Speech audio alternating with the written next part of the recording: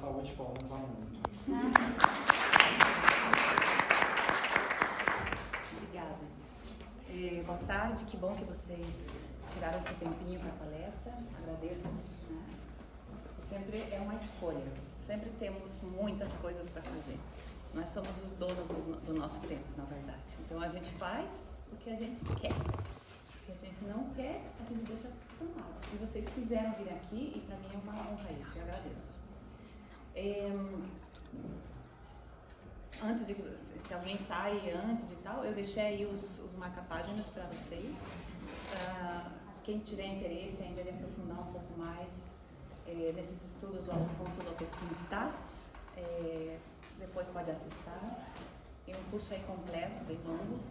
Hoje nós não vamos falar diretamente da filosofia do Alfonso Lopes Quintas, vamos falar de um tema bem amplo, bem abrangente, que permeia um pouco toda a nossa vida, sim.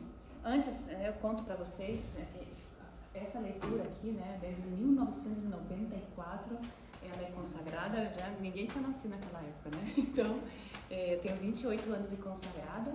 E o que é consagrado, o que é esse ser, né? Significa uma pessoa que consagrou a vida para viver para Jesus e para as coisas de Jesus. Sim? Nós fazemos votos de pobreza, castidade, obediência, moramos em comunidade e desenvolvemos atividades diferentes. É mais fácil dizer o que a gente não faz, mas de fazer tudo que puder espalhar a mensagem de Cristo, a evangelização, a gente está inventando. Se é curso, se é aulas, se são escolas, universidades, meio de comunicação, livros, esporte, tudo que a gente vem seja uma boa desculpa para transmitir a Cristo, nós estamos fazendo. Sim? De fato, agora esse fim de semana tivemos um cursilho que nós montamos para universitárias. Dessa vez foi lá em casa. Né? Abrimos a casa para todo mundo, foi muita gente. Que entrava e saía e falava, gente, eu estou me sentindo assim fora da minha casa, porque era como se fosse a universidade aberta ali em casa, e foi muito lindo. Nós tivemos um cursilho falamos sobre a dignidade da pessoa, falamos sobre a importância da literatura na vida da pessoa, falamos sobre teologia do corpo, sobre espiritualidade em geral. Então foi um fim de semana bem intenso. E eu dei essa palestra lá. Nesse cursilho, então é uma repetição, né? A gente vai aprofundar um pouquinho mais. Quem estava lá, peço desculpas, mas é bom que assim assimila e eu posso fazer perguntas para ver se já assimilou suficientemente o tema. Tá certo. Qualquer pergunta que tiverem, levante a mão e é isso. Então vamos ter aqui exatamente 35, 40 minutos, né? Então vamos ver se eu consigo diminuir ainda mais, porque isso aqui é um tema que nós poderíamos fazer um curso inteiro, um fim de semana, uma semana inteira. Falar sobre a pessoa humana tem tantas coisas, tantas abordagens que podem ser feitas. Aqui a gente sempre vai falar sobre pessoa humana, é bom especificar, porque tem tanta confusão por aí. E também tem outros termos, né? Pessoa jurídica, pessoa humana, estamos falando da pessoa humana. Por que eu escolhi, por que esse tema é importante abordar? Porque dependendo do conceito que você tenha de pessoa humana, vai ser como você vai se comportar, vai ser como você vai tratar as diferentes, tanto pessoas como as realidades do mundo. Né? Então, se temos um conceito correto, atuamos bem. E se temos um conceito incorreto, existem muitas loucuras que vemos por aí, né? Então, o mistério da pessoa. Para começar, eu queria propor para vocês um exercício bem rapidinho, bem breve, né? Que foi aplicado uma vez num campo de concentração por um intelectual francês que propôs aos seus companheiros, que estavam todos ali presos, né, impossibilitados de ter a própria liberdade, fizeram uma dinâmica. E ele falou, gente, seguinte, estamos presos, não tem como sair daqui, a gente vai ter muito tempo para conversar. Né? Então, eu proponho que cada um de vocês conte como foi a sua origem. Como é que você chegou aqui? Aí, cada um começava a contar, desde o primeiro momento que os pais se encontraram, como que eles se conheceram, se eram amigos da infância, ou se conheceram numa festa, ou aonde e tal, ou foi um acidente, ou foi tudo meio rápido, de repente apareceu você, se davam ou não se davam bem, tanto faz, mas foram relatando fatos. E no final dessa conversa, quando todo mundo passou, todo mundo começou a se olhar e falar, meu Deus, que impressionante. Ali houve um sentimento de assombro, de maravilhamento, de grande estupor, de grande alegria. E a conclusão disso foi, que incrível, eu sou um milagre. O fato de você existir, de você estar aqui, é um milagre. E se você começa a se remontar, como é que foi mesmo que eu aconteci? Como é que foi que eu apareci nesse mundo? E sejam circunstâncias boas ou ruins, ou talvez os teus pais nem eram muito amantes, nem se gostavam muito, e aconteceu que você apareceu no mundo apesar de se não gostar. Ou sim, eram loucamente apaixonados um pelo outro, e então aí veio você do mesmo jeito. Né? Isso é o de menos. O fato é que você existe, e essa existência é milagrosa. É um milagre. É um milagre porque aqui quando você olha para esse slide aqui, você fala, o que é ser pessoa? Para falar de pessoa humana, temos que nos permitir experimentar isso, uma maravilha, um assombro. Para que exista somente o ser humano, é preciso que aconteça um verdadeiro milagre, o milagre da vida. E para que exista um milagre, eu vou ler aqui mais ou menos como é que acontece esse milagre na forma biológica. Né? Quem está na área de saúde aqui pode falar muito melhor que eu. Mas só vou imaginando que para você existir realmente foi complicado, não foi tão simples assim. Por exemplo, bem concreto que eu vou ler, tá? Em cada ejaculação, um homem libera entre 60 e 300 milhões de espermatozoides, cuja média de tempo de sobrevivência no corpo da mulher durante o período fértil é de 3 a 4 dias. Uma mulher, por sua vez, libera desde a puberdade até a menopausa um óvulo em cada ciclo menstrual. Perto de 450 óvulos maduros provenientes dos perto de 2 milhões de folículos com os quais ela nasceu. Acho que vocês já viram isso, né? Em alguma aula, durante a vida, a gente já viu isso. Aí depois da ovulação, o óvulo é capturado pela trompa de Falópio, onde aguarda 24 horas em seu terço externo para ser fecundado. Tem que dar certo tudo isso para acontecer o milagre, senão não dá certo, não acontece o milagre, não aparece a pessoa. Se isso não acontecer, o óvulo, cumprindo seu prazo máximo de sobrevivência, perde a sua função. Pois bem, para que cada um de nós fosse concebido, a primeira circunstância que teve que ocorrer foi nossos pais se unirem sexualmente num momento em que nossa mãe estava ovulando e, em segundo lugar, que daqueles quase 2 milhões de possíveis óvulos, naquele mês coubesse exatamente àquele e não a outro. Além disso, todos esses milhões de espermatozoides, apenas um pôde fecundar aquele óvulo preciso, e foi aquele espermatozoide preciso e não outro. Caso contrário, a imensa graça de existir teria sido correspondida a um hipotético irmãozinho, né, ou outro, mas não, foi você.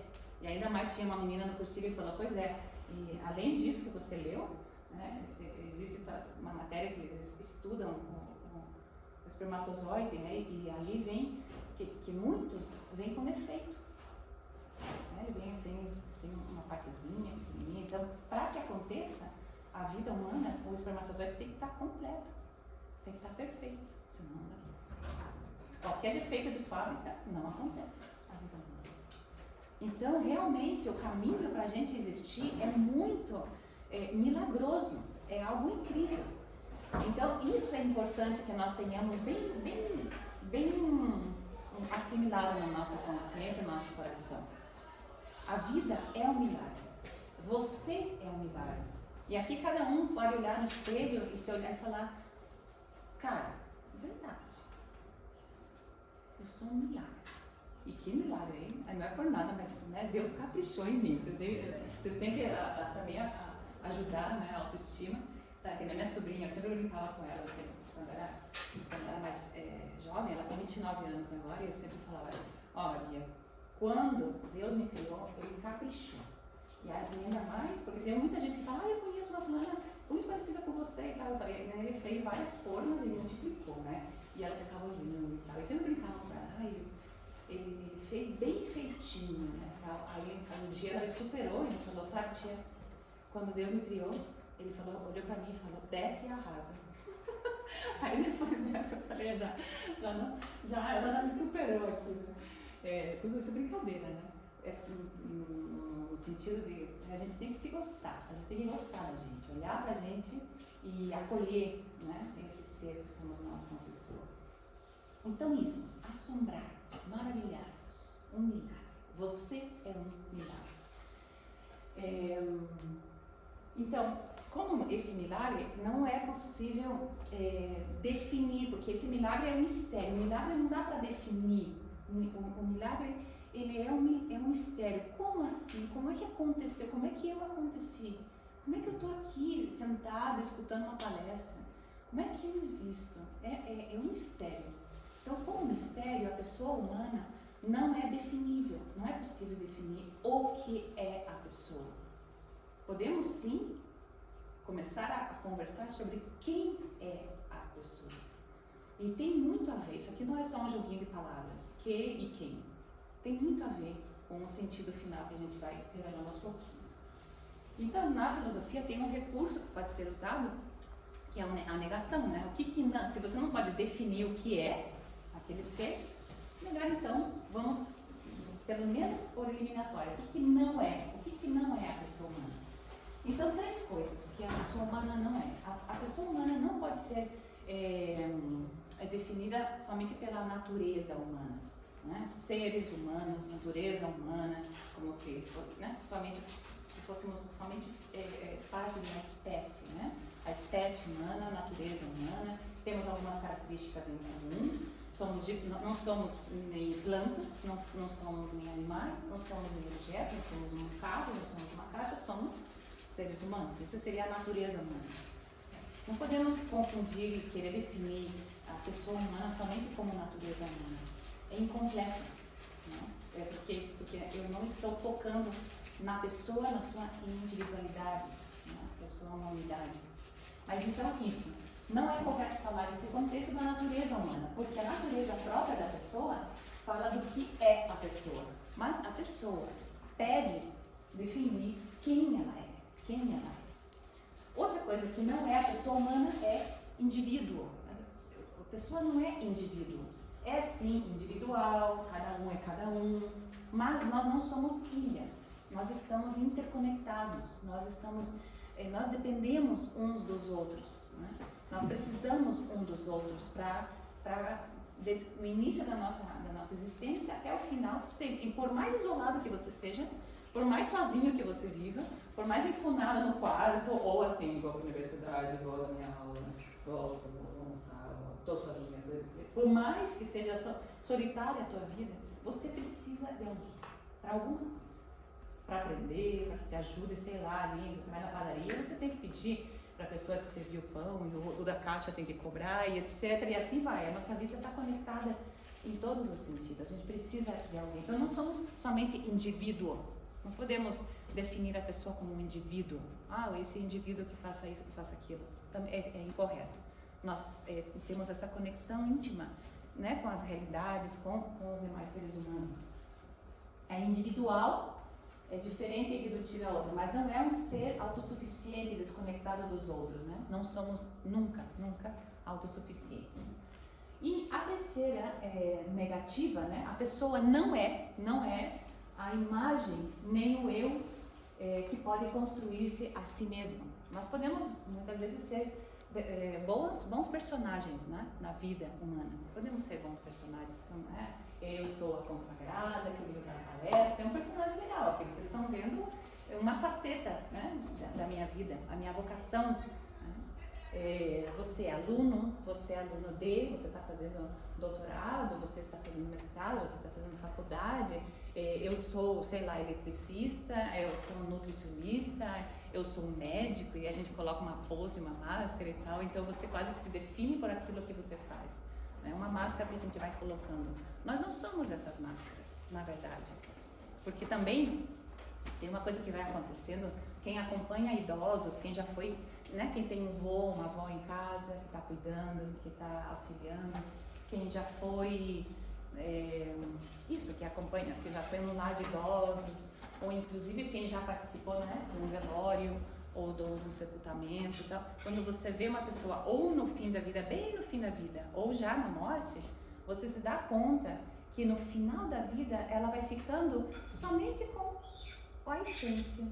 Já não tem título, por mais que ela tenha acumulado títulos e tenha feito 1000 coisas, tudo isso, já no final a pessoa já não pode fazer tudo que ela fazia quando ela tinha seus 20, seus 30, mesmo que foi um super jogador de futebol, tem um momento que ele vai se aposentar, sim ou não? Então vai ficando as coisas, não que a pessoa fez, o que a pessoa construiu, mas quem ela é, né? E quando a pessoa morre, quando ela é sepultada, o que acontece com ela? Ela morre, ela é enterrada e ela não pode levar nada das coisas que ela fez, que ela foi acumulando durante o longo da vida dela. Então, ela não pode levar nenhuma das máscaras que ela usou.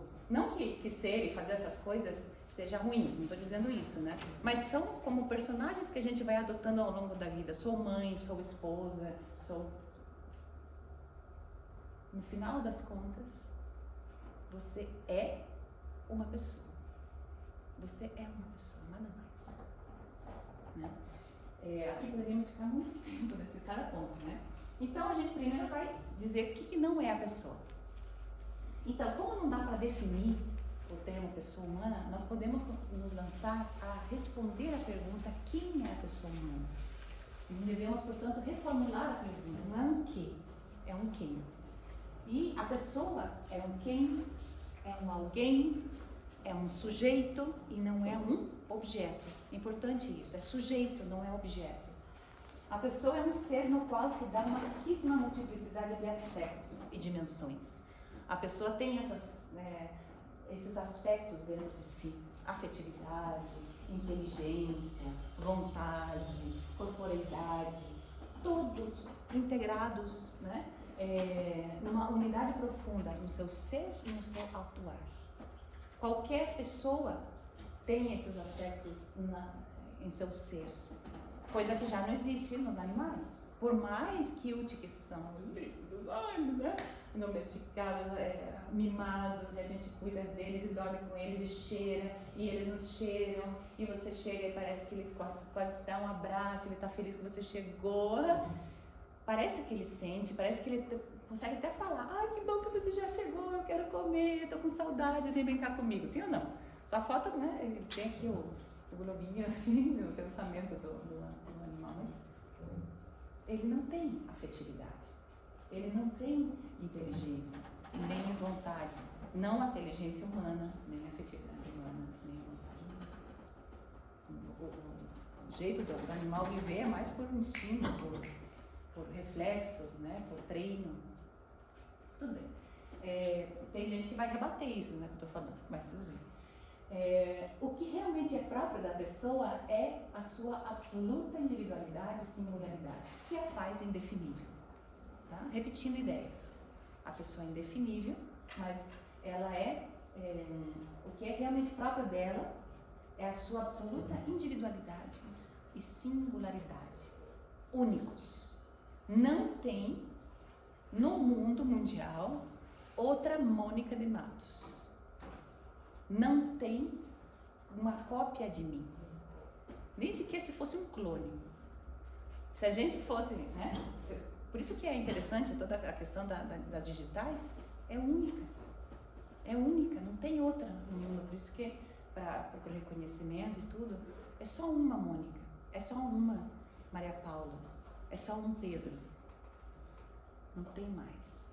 Esse Pedro que está sentado aqui. Tem muitos Pedros por aí. Mas esse que a gente conhece desse jeito, com essa fala, com essa alma, com esse pensamento, é só ele que existe. É só ele. Então, ok. Então, não dá para definir, dá para dizer mais ou menos o que não é a pessoa, né? Então vamos colocar pelo menos algumas características que a fazem ser pessoa. Sim? 5 foram escolhidas aqui. Tem mais características, mas essas são bem próprias do ser humano. 5. Uma, intimidade. O ser humano é um ser capaz de intimidade. O que existe dentro de você só vai ser conhecido por outras pessoas se você quiser revelar, para quem você quiser revelar. Existe um mundo aqui dentro que nem sequer o teu corpo expressa totalmente. Você pode estar sorrindo maravilhosamente, alegre, olhando para todo mundo assim como se não tivesse acontecido nada, e dentro de você pode ter uma grande tristeza ou uma grande frustração.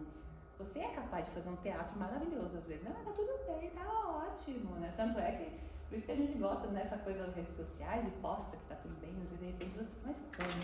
Esse dia essa pessoa não tava legal e ela botou lá uma foto assim, rindo de um jeito que parece que ela é o dia mais feliz da vida dela. Mas você que sabe naquele dia, mas que coisa! É aquela coisa da intimidade. A pessoa revela ou não revela quem é para quem ela quer. E é o único ser que é capaz disso, de entrar nesse quartinho, nesse vazio, que nós, né, às vezes, inclusive no meio de uma multidão, nós podemos ficar em silêncio. E só nós sabemos o que estamos pensando. Por mais que vocês agora me olhem com atenção, pode ser que na tua cabeça tenha uma memória, você está lembrando de alguma coisa que aconteceu na tua casa, você está pensando que você vai ver o amor da tua vida daqui umas 2 horas, você está preocupado porque vai fazer uma prova, mas está aqui enquanto está passando o tempo, fazendo o tempo. A gente não sabe o que tem dentro, é um mundo interior, é um mundo.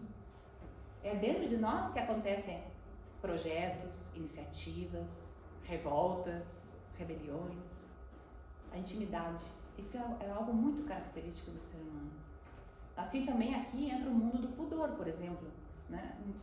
O pudor, né, entendido bem, é aquela como uma arma de defesa que você cobre aquilo que você não quer revelar abertamente para todo mundo, né? O pudor da tua intimidade, tanto dos teus pensamentos, do que você, dos teus afetos, dos teus projetos e tudo que existe dentro do teu interior. Muitas vezes a gente fica com o pudor de falar, eu não vou contar isso para esse grupo aqui.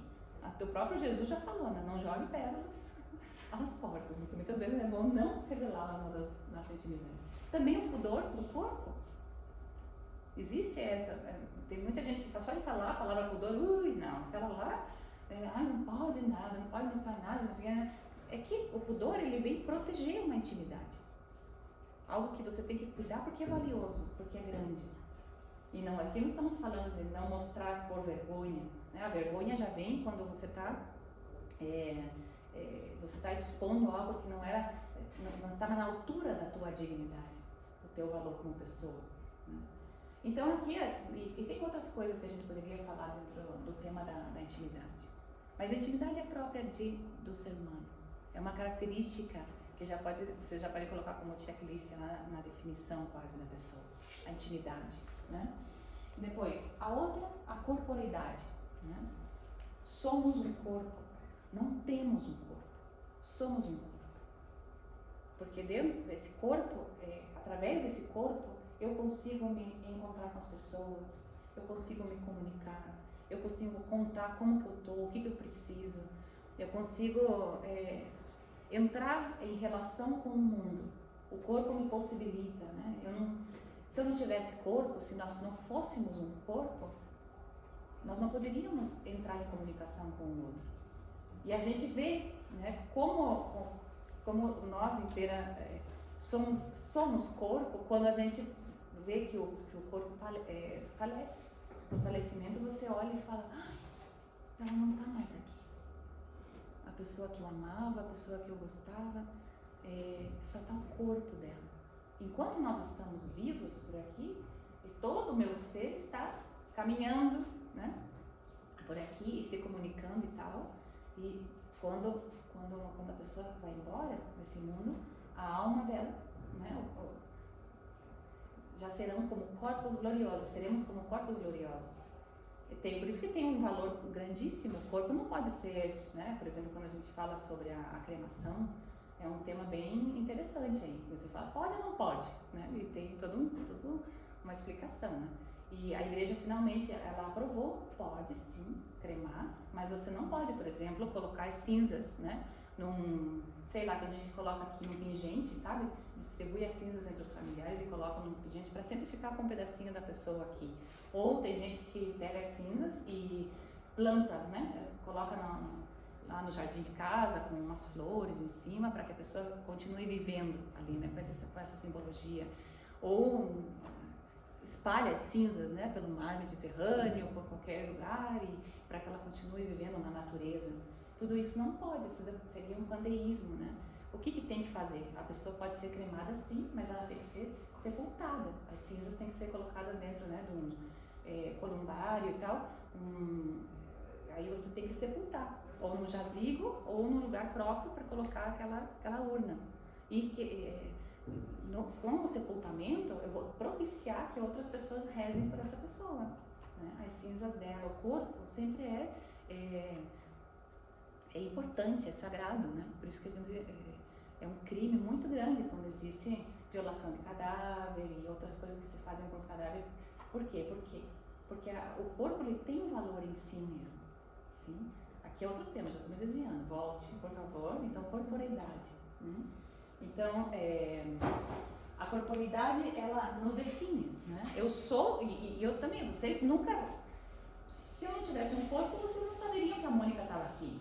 A Mônica, ela se define, ela é grandona, alta, desse jeito assim, porque o corpo, ele está expressando quem que é a pessoa. Feito? Sexualidade é outro tema, né? É outra característica que pode meio que definir, né? Mesmo que não seja definível a pessoa humana, mas pode caracterizá-la, né? A sexualidade. Né? E isso é fato. Nós, quando nascemos, né, nós olhando para o nosso corpo, a gente vai descobrir que existem características ali que nos fazem ser homens ou mulheres, né? São os órgãos sexuais e ali não tem falha. E mesmo que eu não me sinta mulher, ou mesmo que eu não me sinta homem, o fato é que você é o que você nasceu. E isso não é uma coisa que você escolhe, é uma coisa que é dada para você. Na hora, no momento da concepção, a criação, Deus te criou e você nasceu assim. Por azar? Por sorte? Não é nem azar e nem sorte, é dom, é recebido. Então, é assumir. E o sexo não é determinado somente pelos órgãos genitais. O sexo está impresso em toda a pessoa. Se você for lá dividir os cromossomos e tal, vai ter a parte que vai dizer isso aqui, né? Não precisa nem que a pessoa olhe os órgãos genitais para ver se é mulher ou se é homem. Pela própria genética, pelo próprio estudo de células, tudo que você for estudar na biologia, no corpo humano, vai manifestar a tua sexualidade, que você é mulher ou que você é homem. Então a sexualidade é característica, é parte nossa, e não podemos dizer que o homem é macho ou é fêmea. Também não pode, porque isso é reduzir o ser humano a, também, novamente, um objeto. Né? Lembre que não é natureza humana, estamos falando de pessoa. Não é macho ou fêmea, é mulher ou é homem? Né? Feminino ou masculino. Sexualidade, outra característica, abertura. O ser humano, ele é aberto ao mundo, às pessoas, às realidades, às possibilidades. Ele foi feito para abertura também. Ele não foi feito para ficar escondido nas cavernas. Né? O ser humano, ele é aberto, a pessoa é aberta. E aí se repete a ideia do encontro, se repete essa necessidade que nós temos de inter-relação. Muito bem. E, por último, a liberdade, né? A liberdade, só para falar da liberdade, teríamos também que ter outros momentos, né, de aprofundamento. É outra característica fundamental do ser humano. E a liberdade bem entendida, não a liberdade de poder fazer, ou poder dizer, ou poder se reunir e falar do que for, somos livres, ou de me movimentar de um lado para o outro, né? Porque se fosse por isso, os animais seriam talvez mais livres que nós. Os animais, às vezes, eles são mais resistentes às intempéries né, da natureza, eles podem, às vezes, muito mais que nós. Nós temos que nos proteger muito, porque senão já vem um vírus, já nos pega e você já está mal, e tá assim, não. Então, se você for comparar liberdades desse tipo, aí sim os animais, às vezes, são muito mais livres que nós. Um pássaro pode voar, né? Quantas vezes eu quis voar? Eu falo, ai, você é tão cedo. Um pássaro, eu falo, longe, faça isso para você ver o que acontece, né? Então, não faça. Então, é isso, né? Essas são liberdades, formas de liberdades. Quando se coloca no plural, então você não está definindo o conceito como tal. Não? Liberdades, né? Por exemplo, na parte política, você fala, né? As pessoas têm liberdades de se reunir e discutir temas e fazer propostas, é um tipo de liberdade também. São liberdades. Mas a liberdade única, essencial, característica da pessoa humana é aquela possibilidade que você tem de se determinar. O ser humano tem a capacidade de autodeterminação. Eu sou quem digo quem eu sou. E não é a circunstância que me faz ser quem eu sou. Eu decido. Eu decido. E para isso, né, não sei se vocês já leram, com certeza, aquele livro do Viktor Frankl, não? O Homem em Busca de Sentido. Então, esse livro ali está claríssimo, né? E ele fala no livro que quem conseguia sobreviver àquelas atrocidades lá nos campos de concentração eram as pessoas que se determinavam a seguir o grande amor da vida deles. Ou pelo um amor à esposa, aos filhos, a um projeto, e ele se sentia livre, né? E ele, no final do livro ele fala, eles tiraram tudo de mim, menos o mais importante que eu tenho, que é a liberdade. Você fala, como assim? Você estava preso, como é que você pode falar que você estava livre? Mas ele se referia à liberdade de ser ele, de ser autodeterminado, ser quem ele queria ser. E ele conseguiu sair, né? E ele, com a cabeça que ele tinha, com o coração que ele tinha, com a determinação que ele tinha, ele conseguiu superar tudo aquilo, saiu e está fazendo, né, fez muito bem com a logoterapia, etc. E muitos dos que sobreviveram, assim foi também. Então, a pessoa é livre, mesmo que esteja presa numa cárcere ou numa doença. A pessoa está doente, né, e ela fala, meu Deus, não posso fazer mais nada depois dessa doença, quando ela entrou na minha vida, já não posso fazer mais nada. Só que não. Quantos que nós sabemos que tem problemas seríssimos de saúde, deficiência física e tal, e dão um show na gente, porque são livres para determinar o que vai ser a sua vida. Não é? Então, não são os limites do mundo, das pessoas, das estruturas que fazem um homem escravo. É ele mesmo que se determina a ser escravo muitas vezes. Então, a liberdade. Então, as características, né, para você falar, tá, então o ser humano, pessoa, né, a pessoa humana quais que eram as características? A intimidade, corporeidade, sexualidade, abertura e liberdade. Essas sim, a gente deixa essas. Ok. Então, vamos agora então falar de dignidade. Bom, então qual que é a dignidade da pessoa? Cada ser humano é sempre mais que a espécie e mais que o universo inteiro. E, portanto, a pessoa não somente é excepcional no sentido de que não existe outra realidade como ela, mas porque possui um valor especialíssimo que não pode atribuir-se a nenhum outro, a nenhum outro ser. Um valor que se chama dignidade. Vocês viram esse filme aqui? A Lista de Schindler? Né? Esse filme seria interessante, é bem forte, mas vale a pena vocês verem, se puderem ver no tempo livre e tal. Esse ator, ele fez o personagem de Oskar Schindler.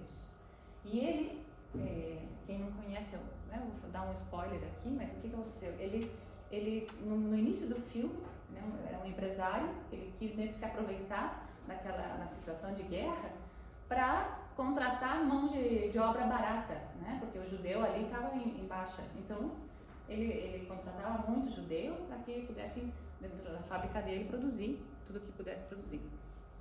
Então, no início era aquele olhar assim, né? Um monte de carne, um monte de coisas, né? Que são contratadas, que tem que trabalhar e tem que produzir. E ele usou muito os judeus no início. Depois, com o passar do tempo, né? filme vai te revelando que ele vai descobrindo o valor e a dignidade da pessoa. E aí, quando ele faz essa descoberta, ele decide começar a salvar muitos, né, da situação do campo de concentração e tal, para que não fossem mortos. E ele fez uma lista muito grande, por isso que se chama lista de Schindler, né? Acabou fazendo uma lista e tal. Só que no final do filme, ele chora muito amargamente, chora muito, muito tristemente. Não porque ele ia ser agora um fugitivo, porque a partir daquele momento iam começar a persegui-lo, né? Não era por isso que ele estava chorando. Ele estava chorando porque ele começava a olhar as coisas que ele tinha, o carro com o qual ele fugiu, as condecorações que ele tinha, né? Era um alemão que ele falava, meu Deus, se eu vendesse essa condecoração, se eu vendesse esse automóvel, eu poderia ter salvo mais 1, mais 2, mais 5. Para ele não importava a quantidade, mas era por um só valia a pena. No final deram para ele um presente, né?